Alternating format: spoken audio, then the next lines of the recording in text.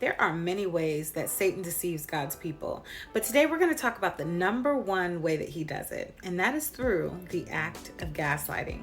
You see, it all started in the beginning of the Bible, in the book of Genesis, where Adam and Eve are in the Garden of Eden, and Satan comes in sowing seeds of doubt and all kinds of lies into Eve's ears, causing her to question what she already knew to be true. And when Satan distorts truth, he leads people away from God's will, causing them to question their identity, their purpose, and their worth. Satan is crafty. He makes lies seem like the truth. He lures God's people into sin and doubt and spiritual complacency. Eve knew what God said to her, but she allowed the voice of Satan to convince her otherwise. Satan has been doing this from the beginning of time, and he's still doing it now. Hey guys, my name is Sherry. I am a prophetic mentor and coach, and today we're talking about the origins of gaslighting. I'm going to teach you how to spot a gaslighter from a mile away and give you some practical steps on how to navigate this thing so that you don't fall into the trap. Now, this is going to take a level of confidence, right? A level of self-awareness, because I'm going to give you some strategic responses on how to navigate this thing. I think it's important, though, that we know that gaslighting is a form of psychological manipulation. This is warfare in the mind. This is when someone tries to make you question your own reality, your own perceptions, and your own memories.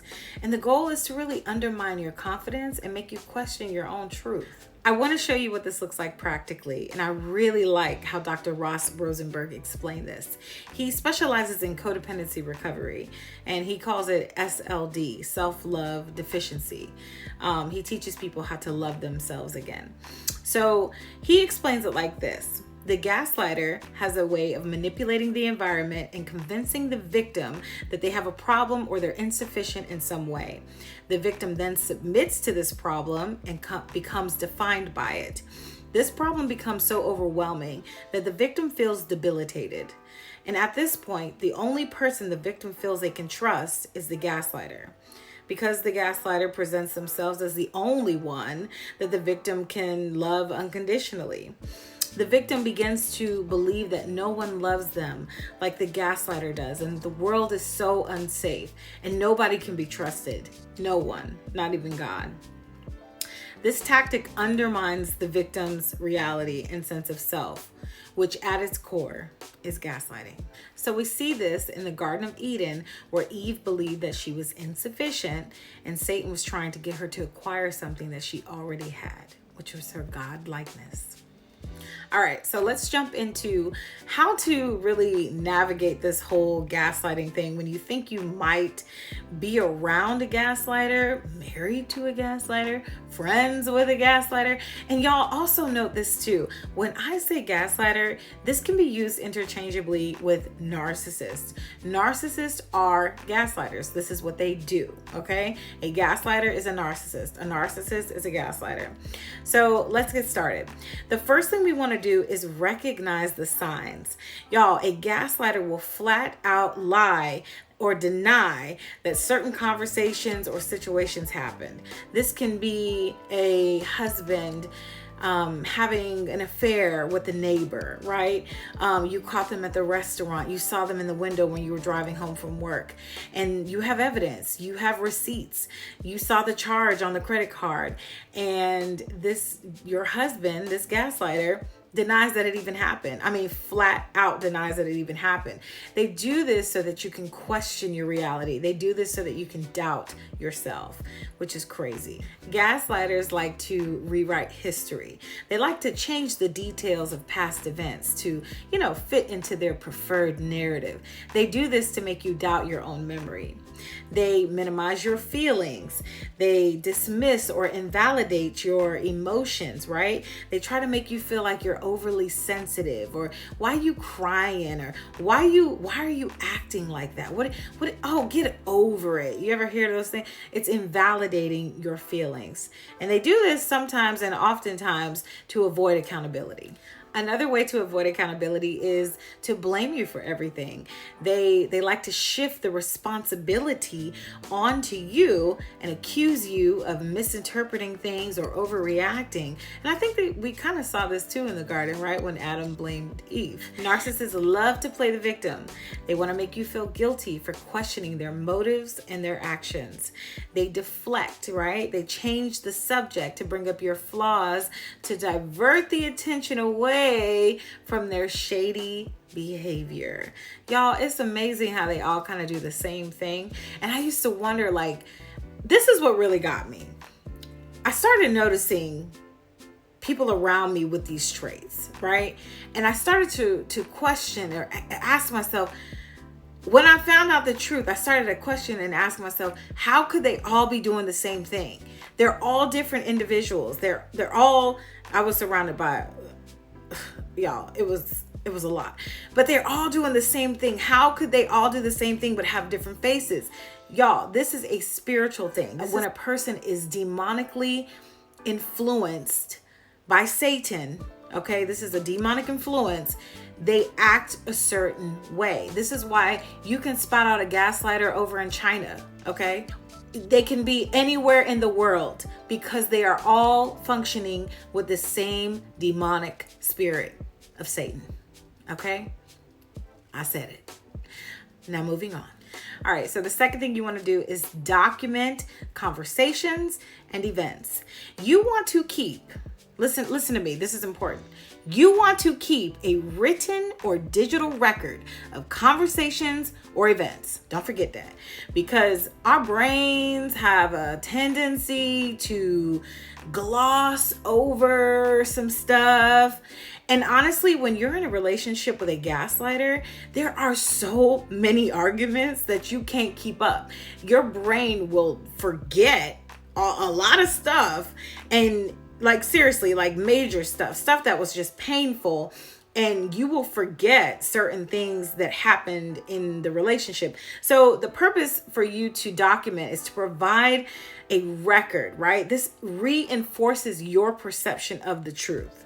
That is why you want to write this down. You don't want to forget all of the things that happened, because it's easy for your brain to forget. Documentation is everything, because it's going to serve as vital evidence in the courts if you have child custody arrangements or if you're going through divorce. It's just very, very important to have these documents. Also, documentation can also empower you to maintain a clear grasp on your reality, right? Even when the gaslighter tries to distort everything, it's like, nah, dude, I got receipts. I know what I said. I know what you said. You know, and let me just be clear. If you find yourself doing this, like if it's come to this point in your relationship where you are finding yourself documenting everything, y'all, I'm not saying that the relationship is okay. God can save any relationship, any marriage, point blank, period. But if you find yourself coming to a place where you have to document stuff, that's a sign that something's wrong. I'm just gonna say it. And, all right, let's move on to number 3. You want to set clear boundaries and you want to get help. When you recognize that somebody's got some gaslighting energy, it's important to set clear boundaries. You want to make it known, though, not only with your words, but with your actions. You want to make sure you tell that person, like, look, I'm not going to tolerate your manipulation. I'm not going to tolerate your lies anymore. You want to have clear and concise communication. You don't want to leave any room for guessing. No room for guessing. The second thing you want to do is communicate assertively. This is when you speak up for yourself in your reality, calmly but firmly, right? Refuse to get drawn into these circular arguments. Gaslighters tend to draw you into arguments that just kind of go round and round and round. And I don't think you want to be on the hamster wheel. It'll drive you crazy. It's arguments that make no sense. It's like you're literally like wasting your breath. It's crazy. Finally, we want to pray and we want to seek support, right? Now, you definitely want to go to God about everything, right? Go to God about everything, but you also need like human anchors. You need human support. You need a strong, trusted friend. And notice how I didn't say friends. You don't want to have everyone in your business. And let's just be honest, when you talk about stuff like that, anytime you talk about spiritual warfare, to the average person, they're not going to get it. They're going to look at you like you got 27 eyeballs. Okay. I've been there before. And let me tell you, it is so invalidating to explain your situation to people who don't get it. And it's not their fault. It's not their fault because they don't have the wisdom, right? Or the knowledge about this. And even when you're trying to explain it to them, they still won't get it. This is something, unfortunately, that people who have had to experience in order to really understand it. So you want to make sure that you have that one close confidant, right? That one close amigo, that one close friend that you can really share this with, because you don't want to let this bubble up inside of you. You also want to make sure that you seek out a counselor, a therapist, a coach, a mentor, someone who has experience in narcissistic abuse, because this is what it is, or they are trained in trauma-informed care. They have trained trauma-informed care, and they know what this is. They know the language, and they know how to help you. And also with a person who is equipped in this area, they can give you like objective advice. You want to be around somebody who's not going to put their own 2 cents in it, right? They're going to be able to step outside of this thing and say, no, this is what this is. This is what you need to do. Sometimes we just need that. So don't be afraid, y'all. Don't be afraid to remove yourself from toxic relationships that present themselves like this. I call it gaslighting energy. When you start seeing this gaslighting energy, this is a red flag. Like, wait a minute, this is giving demonic, satanic energy. And this originated in the beginning of the Bible. Okay? Remember that. In Ephesians 6, Paul reminds us to put on the full armor of God so that when the day of evil comes, we're able to stand our ground. Y'all, God loves you so, so, so much. He does not want you in unequally yoked relationships.